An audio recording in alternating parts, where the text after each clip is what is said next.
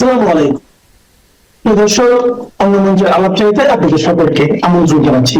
শেখ হাসিনার পক্ষে আদালতে লড়ার জন্য নতুন আইনজীবী নিযুক্ত হয়েছেন জেড আই খান পান্না।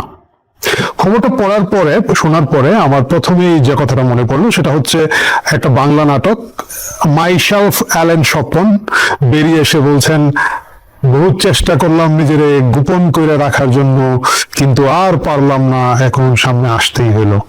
যেটা এখানে পান্না দীর্ঘদিন ধরে মুক্তিযুদ্ধের সপক্ষের শক্তি হিসেবে গত 1 বছর ধরে বাজার অনেক গরম করছিলেন এবং তার মাধ্যমে আমাদের আপনারা যারা দর্শকরা আছেন, যারা মুক্তিযুদ্ধের স্পিরিটে বিশ্বাস করেন, এখনো হৃদয় একাত্তর ধারণ করে, তাদের একটা বিপুল সংখ্যক লোকজন জেডাই খান পান্নাকে মুক্তিযুদ্ধের নতুন ত্রাতা হিসাবে বেছে নিয়েছিলেন, পছন্দ করেছিলেন। এবং আমরা যারা 2-1 জন একটু হালকা ডাইনে বায়ে আওয়াজ দিচ্ছিলাম, তার বিশ্বাসযোগ্যতা নিয়ে কথা বলছিলাম, আমি অন্তত আমার ইনবক্স দেখাতে পারবো, এখানে অন্তত কয়েকশো লোক বলেছেন যে হ্যাঁ, আপনারা বেশি বুঝেন, মুক্তিযুদ্ধের পক্ষের শক্তিকে এখন ঐক্যবদ্ধ থাকতে হবে এবং ঐক্য বিনষ্টের সকল চেষ্টা বাদ দিতে হবে। কেউ কথা বলছে না, উনি তো কথা বলছেন। আমি আমার এক বন্ধুকে বলেছিলাম যে কেউ অপারেশন করছেন না, কোনো ডাক্তার নাই, এই জন্য তুমি গিয়ে আমার বাইপাস সার্জারি করে ফেলবা, এটা আমি আশা করি না, ডাক্তারই লাগবে। যাই হোক, মূল কথায় আসি। জেডাই খান পান্না শেষ পর্যন্ত তাজুল ইসলাম, আপনারা সকলেই জানি, তাজুল ইসলামের অধীনে রাষ্ট্র নিযুক্ত আইনজীবী হিসেবে চাকরি নিয়েছেন এবং তিনি শেখ হাসিনার আগামী 2টা মামলা পরিচালনা করবেন। কেন তিনি এখানে আসতে বাধ্য হয়েছেন কারণ এর আগে রাষ্ট্র আমির হোসেন নামে একজন আইনজীবীকে দিয়েছিলেন। মানে আমির হোসেনের নাম শুনলে আমার হাসি পেয়ে যাচ্ছে। আমি আসলে আইনজীবীদেরকে এত চিনি না, তো আমার প্রথমে যখন আমির হোসেনের 2-1টা জিনিস দেখলাম, ভিডিও ক্লিপ দেখলাম, আমি আসলে প্রথমে মনে করেছি যে হয়তো এফডিসি থেকে কাউকে অভিনেতা নিয়ে এসেছে, হয়তো অ্যাডভোকেট পাচ্ছে না, এটা হতে পারে। পরে আমি খবর নিয়ে শুনলাম যে না, তিনি আসলে একজন আইনজীবী এবং সেই আইনজীবী শেখ হাসিনার রায়ের ফলাফলের প্রতিক্রিয়ায় খুব হেসে হেসে বলছিলেন উনি খুব ক্ষুব্ধ। মানে গোটা বিষয়টাকে এমন একটা আইনজীবী ওনারা দিয়েছিল, রাষ্ট্র খুঁজে বের করছিল যে অভিনয়টাও ঠিক মতো পারে না, এবং এই না পারার কারণে যেটা হলো, মানে সবাই ওনার সাথে সাথে আসলে হেসে দিয়েছে এই রায়টা দেখে। মানে রায়ের প্রক্রিয়া প্রসেস দেখে, রায় নিয়ে আমার কোনো কথা নাই, আদালত দিয়েছেন, সেটা ভিন্ন আলাপ, কিন্তু যে প্রক্রিয়া প্রসেস এবং ওনার হাসির সাথে সাথে সবাই হেসে দিয়েছেন। এই হাসার পরে যেটা হয়েছে, বিশ্ব যে প্রভাবশালী মানবাধিকার সংস্থাগুলো তারা পর্যন্ত মুচকি এসে বলেছে একটু কম করলে হয় না। যেমন ধরেন অ্যামনেস্টি ইন্টারন্যাশনাল বা হিউম্যান রাইটস ওয়াচ, তারা কিন্তু বিবৃতি দিয়েছে, উদ্বিগ্ন হয়েছে এবং তারা এই বিচারের প্রক্রিয়াটা নিয়ে প্রশ্ন তুলেছে। খুব স্বাভাবিক এই প্রশ্নটা তারা তুলেছে। এই সময় এসে যার কারণে যারা এই তাজুল ইসলাম গং, মানে ডাইনে জামাতি বায়ে জামাতি, তাদের প্রয়োজন পড়ে গেছে একজন আইনজীবী নিয়োগ করার জন্য, যিনি দেখতে, কথায় এবং পরিচয়ে নন জামাতি হিসেবে আমরা সকলেই চিনি। এবং সেইখানে মাইসেলফ অ্যালান স্বপন বহুত দিন পরে পরিচয় গোপন রাখার চেষ্টা শেষ করে জেডাই খান পান্না স্বপ্রণোদিত হয়ে গিয়ে এই চাকুরিটা নিয়েছেন। এই চাকুরিটা নেওয়ার মাধ্যমে তিনি তার চেহারা ব্যবহার করা হবে এটা বোঝানোর জন্য যে উনি মুক্তিযুদ্ধের সপক্ষের শক্তির লোক, জান প্রাণ দিয়ে উনি শেখ হাসিনার পক্ষে মামলা লড়বেন। এবং উনি প্রাথমিক প্রতিক্রিয়া বলেছেন যে শেখ হাসিনা এত অসহায়, সেই অসহায় শেখ হাসিনাকে উদ্ধার করার জন্য তার পক্ষে উনি আগ্রহ ভরে এই মামলায় গিয়েছেন। আমি জানি না, মানে শেখ হাসিনার অনেক টেলিফোন আলাপ ইদানিং আমি সোশ্যাল মিডিয়ায় শুনি, মানে উনি বিভিন্ন জায়গায় নেতা কর্মীদের সাথে কি যেন আছে না, টেলিগ্রাম, তারপরে আরো কি ভাইবার, হোয়াটসঅ্যাপ, বিভিন্ন জায়গায় উনি ওনার মতো কথা বলে থাকেন, সিগন্যাল। তো কোথাও ওনাকে আমার কখনো অসহায় মনে হয় না, এবং উনি এই পরিমাণ অসহায় হয়ে গিয়েছেন যেটা কেউ টের পেল না, জেডাই খান পান্নাই টের পেলেন। এটা খুব মজার বিষয়। প্রিয় দর্শক, সিরিয়াসলি আমাদেরকে বুঝতে হবে জেডাই খান পান্নাকে এখানে দেওয়ার পিছনে মূল কারণটা কি, এটা নিয়ে আমরা আলোচনা করব। এবং আমাদের বিজ্ঞ আলোচক যারা আছেন, বিজ্ঞ অনেক বড় বুদ্ধিজীবীরা যারা আছে, তারা সাধারণত এইসব আলোচনার পরে বলে থাকেন বিচারের ভার দর্শকদের কাছে দিয়ে দিলাম। আমি বিচারের ভার দর্শকদের কাছে দিয়ে যাব না, বিচারের ভার জবনিকা উপনিকা যেটাই বলেন, শেষে আমি আপনাদেরকে উপসংহারে আমার কথাটা বলে যাব। এই কথাগুলো আমি গত আগস্ট মাসে যখন প্রথম সোশ্যাল মিডিয়ায় বলেছিলাম যে জেডাই খান পান্নাকে উপরে ভরসা করা ঠিক হচ্ছে না আমাদের, তখন অনেকে আপনারা বকা দিয়েছিলেন। আমি জানি না সে বকা দেওয়ার লোকজন এখন এই ভিডিওটা দেখছেন কিনা, দেখলে আপনাদের প্রতিক্রিয়াটা কি, যদি সেটা ভালো বা খারাপ যাই হোক কমেন্ট বক্সে জানিয়ে দেবেন। মূল কথায় আসি, আপনাদেরকে 2024 সালের জুলাই আগস্ট মাসে যেতে হবে। আন্দোলনে যখন উত্তাল গোটা বাংলাদেশ, বিভিন্ন জিনিস যখন একের পর এক আসছে এবং প্রতিটি জিনিস, প্রতিটি পদক্ষেপ যখন আওয়ামী লীগের বিরুদ্ধে যাচ্ছে, ক্ষমতাসীনদের বিরুদ্ধে যাচ্ছে, শেখ হাসিনার বিরুদ্ধে যাচ্ছে, তখন বোঝাই যাচ্ছিল যে এন্ড অফ দ্য ডে এই সরকার টিকবে না। মানে আপনি 18-19 জুলাই 20 জুলাইয়ের পরে মোটামুটি এক ধরনের ভাব তৈরি হয়ে গিয়েছিল যে গণবিক্ষোভ তৈরি হচ্ছে, এবং সেই গণবিক্ষোভটা তৈরি হওয়ার সকল উপাদান সেখানে ছিল। আপনি দেখবেন যে ছোট বাচ্চাদেরকে মারা হচ্ছে, মানে একেবারে যাকে মারলে আমার আপনার হৃদয়টা কেঁপে উঠবে, আপনি তাও না বোধ করবো যে এটা প্রতিরোধ করতে হবে, এখানের জন্য আমাদেরকে কথা বলতে হবে, নামতে হবে। এই ধরনের সকল উপাদান যখন ওই আন্দোলনের মধ্যে ছিল, তখন একটা প্রশ্ন খুব পরিষ্কার ভাবে 20, 21, 22 তারিখের পরে উঠলো, এটা কি আসলে গণ আন্দোলন নাকি এটা জামাত শিবিরের পরিচালনায় একটা নিখুঁত গণ অভ্যুত্থানের দিকে বা গণবিক্ষোভের দিকে এটাকে নিয়ে যাওয়া হচ্ছে। এই প্রশ্নটা তখন খুব কম সংখ্যক লোকজন তুলেছেন, কিন্তু তুলেছেন। অনেকেই তখন বিকল্প কোথায়, শেখ হাসিনা থাকবেন না মেনে নিচ্ছি, শেখ হাসিনা চলে যেতে হবে মেনে নিচ্ছি, এগ্রি করছি, কিন্তু বিকল্প কোথায়, এবং সেই বিকল্প কি ফার রাইট উগ্র ডানপন্থীদের হাতে এসে পৌঁছাচ্ছে কিনা না, সেই প্রশ্নটা তুলেছেন। সেই প্রশ্ন যখন ঢাকার মধ্যবিত্ত, ঢাকার সাধারণ মানুষের মধ্যে এক ধরনের দ্বিধা, একটা চ্যালেঞ্জ, খুবই অল্প সংখ্যক লোকজন বারবার এই জিনিসটা ফ্ল্যাগ করছেন যে এই সরকার পতনের সাথে সাথে জামাত শিবিরের হাতে বা উগ্র ফার রাইটিস্টদের হাতে এই দেশ চলে যাবে এবং তার মাধ্যমে আরো বেশি বড় বিপর্যয়ে এই দেশ পড়বে। তখন প্রথমেই আপনি দেখবেন এই লোকগুলা সেটাকে ডিফেন্ড করার জন্য এসেছেন। কিভাবে এসেছেন? 29 জুলাই প্রথমে একটা রিট করা হলো হাইকোর্টে যে পুলিশকে বলতে হবে, আদালত থেকে আদেশ দিতে হবে পুলিশ যাতে গুলি না করে। প্রিয় দর্শক, আইন সম্পর্কে যাদের ন্যূনতম ধারণা আছে তারা জানেন আদালত কখনোই এই ধরনের একটা আদেশ দিতে পারেন না, কারণ পুলিশের আইনে আছে পুলিশ প্রয়োজন বোধ করলে, পুলিশ যদি জননিরাপত্তার প্রয়োজন মনে করে কোথাও যদি আক্রমণ ঠেকাতে হয় তাহলে সে গুলি করতে পারবে। তার একটা প্রসেস প্রক্রিয়া আছে, কিন্তু তাকে আপনি একেবারে চোখ বেঁধে বলে দিতে পারবেন না যে কোন অবস্থাতে সে গুলি করবে না। তখন কিন্তু গোটা বাংলাদেশে পুলিশ মেরে ঝুলিয়ে রাখা শুরু হয়ে গিয়েছে, বিভিন্ন জায়গায় আক্রমণ শুরু হয়েছে। এর আগে আমরা দেখেছি ভয়ঙ্করভাবে বিটিভি ভবন, সেতু ভবন পুড়িয়ে দেওয়া হয়েছে, মেট্রো রেল পুড়িয়ে দেওয়া হচ্ছে, বিভিন্ন ধরনের উপাদান তৈরি হয়ে গিয়েছে, এবং পুলিশ বিভিন্ন জায়গায় গুলি করার ব্যাপারে তাদের যে হাত পা বেঁধে দেওয়ার যে উপায় সেটা আদালতের আসলে নাই, আদালত পারে না। এটা যখন সাধারণ মানুষ জানেন, এটা আইনজীবীরাও জানেন, কিন্তু তারপরেও জেডাই খান পান্না, তারপরে মঞ্জুর আল মাতিন, তারপর সারা হোসেন ছিলেন, খুব সম্ভবত অনিক হক বা অভিক হক নানা একজন ব্যারিস্টার আছেন, ওনারা ছিলেন। ওনারা আদালতে গিয়ে রিট করলেন।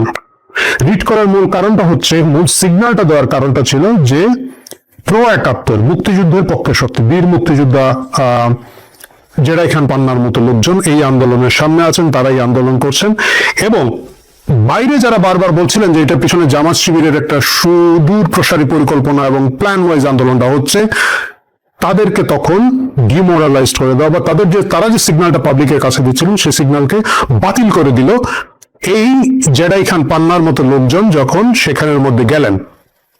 কারণ এর আগ পর্যন্ত যত লোকজন একটু দ্বিধার মধ্যে ছিল, জেডাই খান পান্নার মতো বীর মুক্তিযোদ্ধা অ্যাডভোকেটকে দেখার পরে লোকজন ভাবলো যে না, এই আন্দোলনে আসলে মুক্তিযুদ্ধের পক্ষে শক্তিরাই আছে, এখানের মধ্যে জামাত শিবির নেই। শুধুমাত্র এই এজেন্ডা বাস্তবায়ন করা ছাড়া এই রিটের আর আসলে কোনো কারণ ছিল বলে আজকে 1 বছর পরে যদি আপনি পর্যালোচনা করেন, ঠান্ডা মাথায় করেন, আপনি দেখবেন যে নাই। কারণ ওনারা যে রিটটা নিয়ে গিয়েছেন তারা জানতেন যে আদালতের পক্ষে এই আদেশ দেওয়া সম্ভব নয়। তারপরে তারা গিয়েছেন তাদের চেহারা দেখানোর জন্য। শুরু হলো সেই 29 জুলাইয়ের সেই রিট, সেটা অবভিয়াসলি গেল, এবং তারই ধারাবাহিকতা 5 আগস্ট আসলো। আমি সেই আলাপে আপনাদের সাথে না যাই, মায়ের কাছে মাসির গল্প করে লাভ নেই, আপনারা আমার চেয়ে ভালো জানেন। যাই হোক, তার পরবর্তীতে কি হলো দেখেন। তার পরবর্তীতে সারা বাংলাদেশে শেখ হাসিনা সরকার পড়ে যাওয়ার পরে মূল ব্যবসা যেটা শুরু হলো, এটা হলো মামলাবাজির ব্যবসা। সবাইকে দোষর বানানো হবে, হত্যা মামলা দেওয়া হবে, 200-300 করে এক একটা মামলায় আসামি। এই আসামিগুলা কারা করে? এই যে বৈষম্য বিরোধী ছাত্র আন্দোলনের কিছু নেতা কর্মী, যেগুলো এখন কিছু কিছু এনসিপিতে আছে, কিছু এনসিপির বাইরে আছে, এরা করছে। এদের কেউ কেউ আবার নিজে আহত, সে একই মামলা করছে যে একবার সে চিটাঙ্গে আহত হয়েছে, পরের দিন সে নাকি শ্যামলীতে আহত হয়েছে, দুই জায়গায় চোখ হারাইছে বা পা হারাইছে, মানে একদম বাটপাটি শুরু হয়ে গেল। 300 লোকটা আসামি করা হয়, 1 লাখ টাকা করে যদি নেওয়া যায় এদের কাছ থেকে, সবার কাছ থেকে তো নেওয়া যাবে না, ধরেন 100 লোকের কাছ থেকে নেওয়া গেলে এক একটা মামলার ভ্যালু ধরা 1 কোটি টাকা মিনিমাম। এই এদের চাঁদাবাজির বাইরে আমরা দেখো আমাদের বিএনপির লোকজন কিন্তু এইসব চাঁদাবাজি মামলাবাজির মধ্যে, এবং বিভিন্ন ধরনের সিস্টেম শুরু হলো। যিনি নিহত হয়েছেন তার পরিবার হয়তো খুব গ্রামে থাকেন, খুব প্রত্যন্ত অঞ্চলে ভোলা বা নর্থ বেঙ্গলের কোন একটা জায়গায় থাকেন, তার কাছ থেকে গিয়ে কাগজপত্র এনে, এবং বাদীরা বলছেন আমরা তো কাউকে চিনি না। এই ব্যবসাটা শুরু হলো। এই ব্যবসার ধারাবাহিকতায় মামলা হলো, একটা মামলা মেরাদিয়ায়, সেখানে 21শে অক্টোবর তারিখে 2024-এর মামলা হলো, মুখস্থ একটা 300 লোকের মার্ডার কেস, সেখানে জেডাই খান পান্নার নাম চলে আসলো। আমরা হা হা হু হু করে উঠলাম, রিডি করে উঠলাম, হায় হায় করে কি সর্বনাশ। প্রিয় দর্শক, আপনারা জিনিসটা খেয়াল করে দেখবেন, যখন এই ধরনের হত্যা মামলা হয়েছে, যার নাম এসেছে, যাকে দেখা গেছে তাকে গ্রেফতার করেছে এবং কাউকে জামিন দেয় নাই। ব্যতিক্রম জেডাই খান পান্না। আমি বলছি না যে অন্যদেরকে জামিন দেওয়া হয় নাই বলে ওনাকে জামিন দেওয়া উচিত হয় নাই, মোটেও তা বলছে না। আমি বলছি ওনার জামিন পাওয়াটা অধিকার, এবং বাকিদেরও অধিকার ছিল, তারা বঞ্চিত হয়েছেন। জেডাই খান পান্না ভাগ্যবান, উনি জামিন পেয়েছেন, খুব ভালো কথা। সেই জামিনের আবেদনের আইনজীবীকে আপনারা যদি একটু খুঁজে দেখেন, যে অনেকগুলো আইনজীবীর নাম আছে, খুব ইন্টারেস্টিং নাম আছে। শিশির মনির। শিশির মনিরকে আপনারা চিনেন? বাংলাদেশ ইসলামী ছাত্র শিবিরের ঢাকা বিশ্ববিদ্যালয় শাখার সাবেক সভাপতি, যিনি একজন খুব প্রথিতযশা আইনজীবী এবং খুব ইন্টারেস্টিং মামলা করে থাকেন। যেমন ধরেন আবরার হত্যা মামলায় উনি স্পেসিফিক 5 জন আসামির পক্ষে মামলা লড়েছেন, ছাত্রলীগের 5 জন, যাদের 5 জনের মধ্যে প্রধান আসামি যে সে আবার 5ই আগস্টের পরে গোপনে কারাগার থেকে তাকে বের করে দেওয়া হয়েছে, 6 মাস লুকিয়ে রাখা হয়েছিল। এই প্রশ্নগুলো আমরা অনেকবার করেছি, অনেক আলাপ এসেছে। আবরার হত্যার সাথে শিবিরের সংশ্লিষ্টতা নিয়ে যৌক্তিক প্রশ্ন উঠেছে বারবার। মানে ছাত্রলীগ তো মেরেছে, কিন্তু ছাত্রলীগের কতগুলো ছাত্রলীগ, কতগুলো গুপ্ত শিবির ছিল, সেই প্রশ্নগুলো এসেছে। সেই শিশির মনির জেডাই খান পান্নার আইনজীবী। জেডাই খান পান্না নিজে একজন খুব প্রথিতযশা আইনজীবী, এবং তিনি আইন ও সালিশ কেন্দ্র, ব্লাস্ট, এইরকম বড় বড় আইনজীবী প্রতিষ্ঠান, যেগুলোতে ধরেন কয়েকশো আইনজীবী হয়তো কাজ করে থাকেন, ওনার নিজের একটা বড় চেম্বার, সেখানে অনেক আইনজীবী, ওনার সিনিয়র অ্যাডভোকেটদের মধ্যে অধিকাংশ ওনার বন্ধু বান্ধব, ভালো ভালো আইনজীবীরা, খ্যাতিমান আইনজীবীরা। তিনি নিজেও একজন খ্যাতিমান আইনজীবী। কাউকে পাওয়া গেল না ওনার জামিনে শুনানি করার জন্য। শিশির মনিরকে পাওয়া গেল? এই প্রশ্ন আমি করতে চাই না। একজন বীর মুক্তিযোদ্ধা কেন একজন জামাত শিবিরের ফেস যে উকিল, তার মাধ্যমেই কেন জামিন আবেদন করতে হলো, সেটা তিনি ভালো বলতে পারবেন, আমরা বলতে পারবো না। তারপরে কি হচ্ছে দেখেন, তারপরে এই বছর 5 আগস্ট এসে প্রেস বিজ্ঞপ্তি দিয়ে উনি মঞ্চ 71 বলে একটা সংগঠন তৈরি করলেন। 5ই আগস্টের পরবর্তী বর্ষপূর্তিতে মঞ্চ 71 বলা যেতে পারে। 1 বছর কেক কেটে উদযাপন না করে মঞ্চ 71 নামে উদযাপন হলো।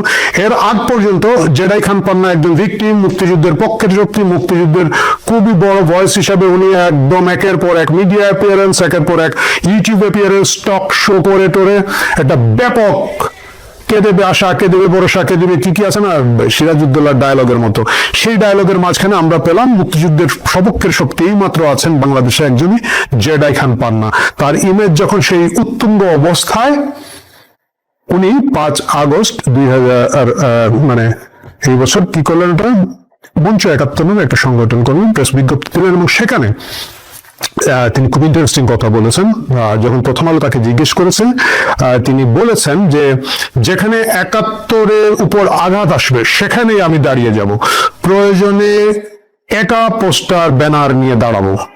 এই ডেডিকেশনের পরে প্রথমে যে গুজবটা রটলো যে তিনি এবং ডক্টর কামাল হোসেনের নেতৃত্বে 15ই আগস্ট 32 নম্বরে ফুল দিতে যাওয়া হবে।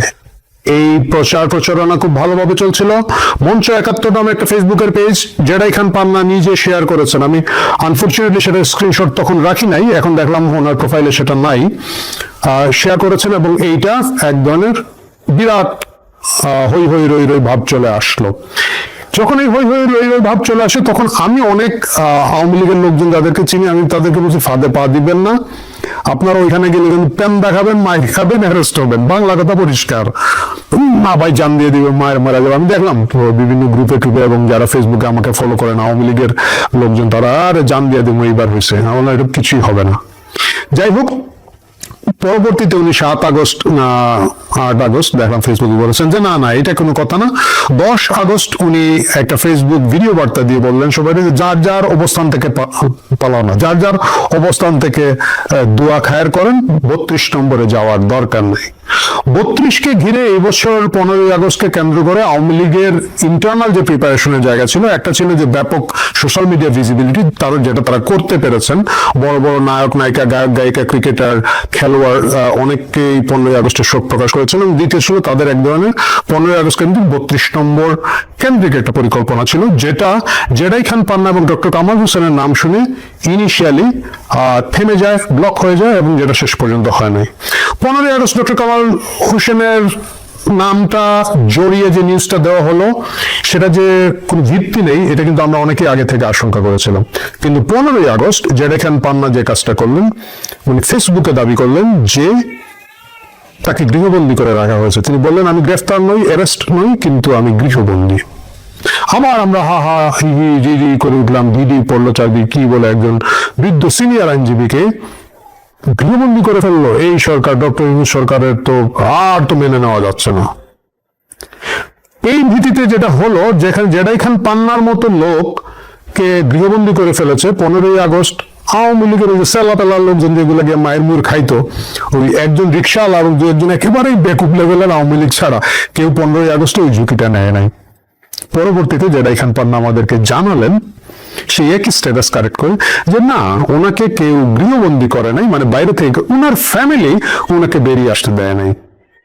ভালো, এই সেই জেডাই খান পান্না যিনি 10 দিন আগে বীর দর্পে বলেছিলেন যে যেখানে 71-এর উপর আঘাত আসবে সেখানে আমি দাঁড়িয়ে যাবো, প্রয়োজনে একা দাঁড়িয়ে যাব। উনি একা দাঁড়াতে পারেন নাই। আমি খুব অবভিয়াসলি ধরে নিচ্ছি ওনার পরিবার ওনাকে নিয়ে খুব উদ্বিগ্ন ছিলেন।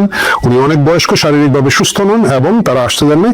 কিন্তু এই কথাটা যদি উনি সকালে বলে ফেলতেন তাহলে হয়তো কথাটার অন্য মানে দাঁড়াতো।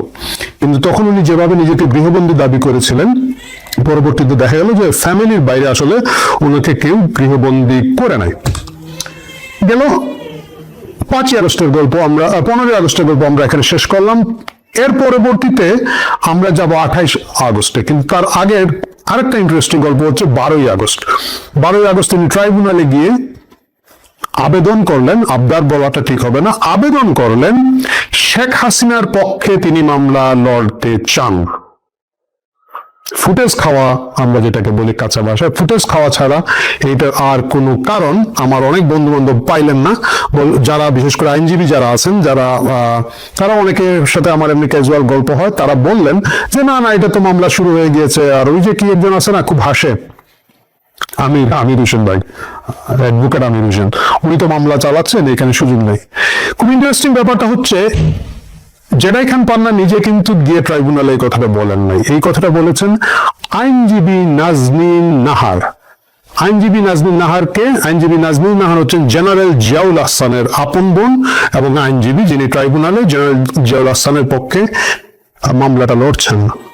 খুব উদ্ভট এবং অবাক হওয়ার বিষয় নয়, মানে উনি তো ট্রাইব্যুনালে অন্যান্য ভাবে যোগাযোগ করতে পারতেন, কেন জেনারেল জিয়াউল আহসানের বোনের মাধ্যমে বা ওনাকে যেতে হবে কেন? তখনই একটা আশঙ্কা তৈরি হলো যে যেরকম করে আইজিপি মামুন রাজসাক্ষী হয়েছেন, এইরকম কোন একটা চেষ্টা সরকারের পক্ষ থেকে করা হচ্ছে কিনা, যেখানে জেনারেল জিয়াউল হাসানকে পরবর্তী মামলাগুলোতে রাজসাক্ষী করা হবে এবং সেটাকে ডাইভার্ট করার বিভিন্ন প্রক্রিয়ার মধ্যে জেডাই খান পান্না যদি শেখ হাসিনার আইনজীবী হন হয়তো কোনো এক জায়গায় উপকার আসতে পারে। আমি নিজে আইনের তো প্রসেস প্রক্রিয়া জানি না, কিন্তু এই আশঙ্কার কথাগুলা আমাদের মধ্যে বিভিন্ন সময় ক্যাজুয়ালি আলাপ হয়েছে।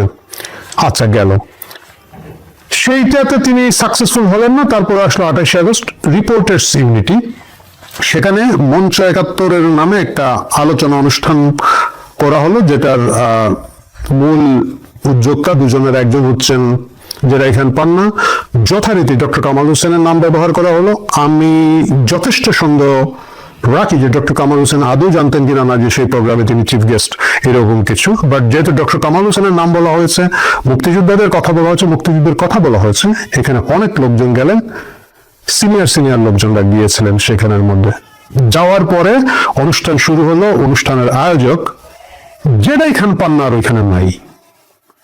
আমরা শুনলাম অনুষ্ঠানে হামলা হয়েছে, যথারীতি মব হয়েছে, এবং সেখানে কার্জন স্যার বা আমাদের মঞ্জুর হক পান্না সহ বিশেষ করে লতিফ সিদ্দিকীকে খুবই অপমান করে এবং অন্যান্য সিনিয়র মুক্তিযোদ্ধাদেরকে অপমান করে, ফিজিক্যালি অ্যাসল্ট করে হামলা করা হয়েছে।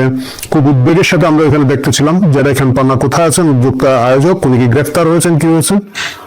আমি দেখি উনি উনার চেম্বারে বসে ফেসবুকে লাইভ করছেন। উনি দেরিতে ছিলেন না, এলাকায় ছিলেন না। এবং তখন আমরা যখন হালকাভাবে এটা নিয়ে প্রশ্ন করলাম, যে ব্যাখ্যাটা উনি দেন বা দেওয়ার চেষ্টা করেন, এই ব্যাখ্যা, এই যোগফল আজ পর্যন্ত আমি মিলাতে পারিনি। উনি বলেছেন যে উনার যেতে দেরি হয়েছে, উনি অসুস্থ ছিলেন, স্ত্রী অসুস্থ ছিলেন, হাসপাতালে ছিলেন বা কোনো একটা মেডিকেল প্রসেসের মধ্যে ছিলেন। ফেয়ার এনাফ, হতেই পারে, এটা হওয়া খুবই স্বাভাবিক। আমরা তার পরিবারের সকলের সুস্থতা কামনা করি। কিন্তু উনি ওখানে গেলেন এবং উনি খুব ইন্টারেস্টিং কথা বলছেন। উনি যখন ওই এলাকায় গেছেন, ওনার গাড়ি থেকে যেন বাড়ি দিয়েছে, উনি ভেবেছেন ট্রাফিক ড্রাগ এডিক্ট বা কেউ একটা বাড়ি দিয়েছে। উনি একটু রাগ করেছেন, কিন্তু ওনার ড্রাইভার চালাকি করে ওনাকে নিয়ে এখান থেকে চলে গিয়েছে। ড্রাইভার আমাকে নিয়ে আমার গাড়ি, আমি একটা জায়গায় যাব, একটা জায়গায় আমি আন্দোলন দেখেছি বা মিটিং দেখেছি, সভা দেখেছি, সেখান থেকে আমাকে নিয়ে চলে গেল, মানলাম, চলে গেল।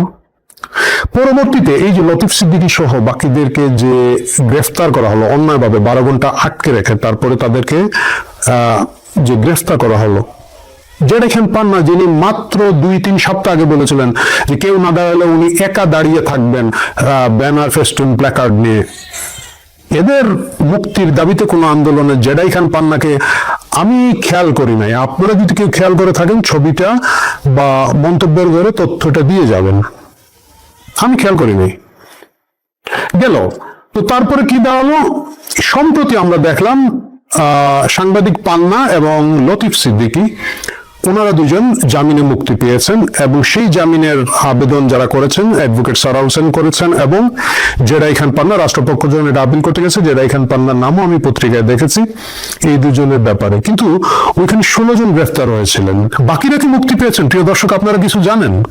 বাকিরা যদি মুক্তি না পেয়ে থাকেন, তাদের কোনো জামিন মুভে কি জেডাই খান পান্না বা অ্যাডভোকেট সারা হোসেনের নাম কোনো পত্রিকায় আপনারা দেখেছেন? আমি মিস করেছি, এটা হতেই পারে। কিন্তু আমার ধারণা বাকিরা মুক্তি পান নাই। বিশেষ করে এখানে কিছু মানুষকে নিয়ে আমি খুবই উদ্বেগ প্রকাশ করছি। যেমন ধরেন আব্দুল্লাহ আল আমিন, মানে এদের অধিকাংশ মুক্তিযোদ্ধা, ওনার বয়স 73 বছর। কাজী এটিএম আনিসুর রহমান 81 বছর বয়স, জাকির হোসেন 74 বছর বয়স, তৌসিফুল বারি খান 72 বছর বয়স এবং মহিউল ইসলাম 64 বছর বয়স। সিনিয়র মোস্ট সিটিজেন 81 বছর, 73 বছর, 74 বছর বয়স্ক লোকজন এখনো কারাগারে আছেন, যাদের একমাত্র অপরাধ ছিল জেডাই খান পান্নার আমন্ত্রণে ঢাকা রিপোর্ট সার্ভিসের নেতৃত্বে যাওয়া। লতিফ সিদ্দিক মুক্তি হয়েছেন, স্বাগত জানাই। সাংবাদিক পান্না মুক্ত হয়েছেন, স্বাগত জানাই। এদের মুক্তির পিছনে জেডাই খান পান্না ভূমিকা রেখেছেন, স্বাগত জানাই। একই সাথে প্রশ্ন রাখতে চাই, শেখ হাসিনা, অসহায় শেখ হাসিনার মামলা লড়ার আগে এই যাদের নাম বললাম, যাদের বয়স 70-80, তাদের অসহায়ত্ব কতটুকু জেডাই খান পান্নারা ফিল করেছেন, কতটুকু মুক্তির চেষ্টা করছেন, কতটুকু আন্দোলন গড়ে তুলছেন, কতটুকু কথা বলছেন, এই প্রশ্নগুলা করার প্রয়োজন আছে। নাকি আমরা জানি গ্রাম অঞ্চলে ঘুঘু শিকার করতে হয়, ঘুঘু শিকার করতে হলে একটা পোষা ঘুঘুকে বেঁধে রাখে খাঁচার মধ্যে, সেই ঘুঘু ডাকে এবং বাকি ঘুঘুরা সেই ডাকে সাড়া দিয়ে সে খাঁচায় পড়ে যায়। মানে আপনি কাক বেঁধে রেখে ঘুঘু শিকার করতে পারবেন না। আপনি মুক্তিযোদ্ধা গ্রেফতার করতে হলে মুক্তিযোদ্ধাকে খাঁচায় রেখে, মুক্তিযোদ্ধা না, ঘুঘুকে খাঁচায় রেখে ঘুঘু দিয়ে ডেকে ঘুঘু শিকার করতে হবে। প্রিয় দর্শক, এই প্রশ্নগুলো, এই আলাপগুলা খুব কমফোর্টেবল আলাপ নয়, এই আলাপগুলা খুব আনন্দদায়ক আলাপ নয়। এই আলাপগুলো আসলে কেউ কারোর সঙ্গে করতে পছন্দ করে না, আমি নিজেও পছন্দ করি না। কিন্তু এই দেশ যে ক্রাইসিসের মধ্যে দিয়ে যাচ্ছে, ফার রাইটিস্ট উগ্র লোকজন রাস্তাঘাটে যে মব, যে তাণ্ডব করে যাচ্ছে, এইটা যখন জনপ্রতিরোধ, গণবিক্ষোভ, গণপ্রতিরোধ তৈরি হতে যাবে, এইটাকে লিক করে দেওয়ার জন্য, মানে সেই ফুটন্ত কি বলা যায়, ধরেন একটা গ্যাস, একটা ক্ষুদ্র বা স্টিম বের করে দেওয়ার জন্য আমাদের মধ্যে আমাদের মতো মুক্তিযুদ্ধের চেতনা, স্বাধীন বাংলাদেশ 71-এর চেতনার নামধারী কামধারী সত্যিকারের লোকজন অনেকেই হয়তো নতুন করে এসে হাজির হবেন। গুপ্ত অবস্থা থেকে বেরিয়ে আসা লোক সাদিক কাইয়ুম শেষ লোক নয়। কিছু লোকজন এখনো বেরোচ্ছেন। সুপ্ত এবং গুপ্ত অবস্থা থেকে আগামীতে আরো কারা কারা বেরিয়ে আসেন, কাদেরকে সাদিক কাইয়ুমের মতো আমরা ভেবেছিলাম নিজেদের লোক এবং পরবর্তীতে ভুল ভেঙেছিল, সেটা দেখার অপেক্ষা থাকলাম। কিন্তু উপসংহার বলেছিলাম যে টানবো, উপসংহার একেবারেও যদি না টানি, অন্তত এই উপসংহারটুকু টেনে যেতে চাই। আপনার ডানে বায়ে সামনে পিছনে যাদেরকে দেখেন, ইনক্লুডিং মি, সবাইকে বিশ্বাস করবেন না। আমাদের প্রত্যেকের একটা করে আলাদা আলাদা এজেন্ডা আছে। সময় সুযোগে তাদের কারো কারো এজেন্ডা হয়তো প্রকাশিত হবে। বিস্মিত হবেন না, প্রশ্ন করা শিখুন, বুদ্ধি খাটানো শিখুন। প্রিয় দর্শক, ভালো থাকুন।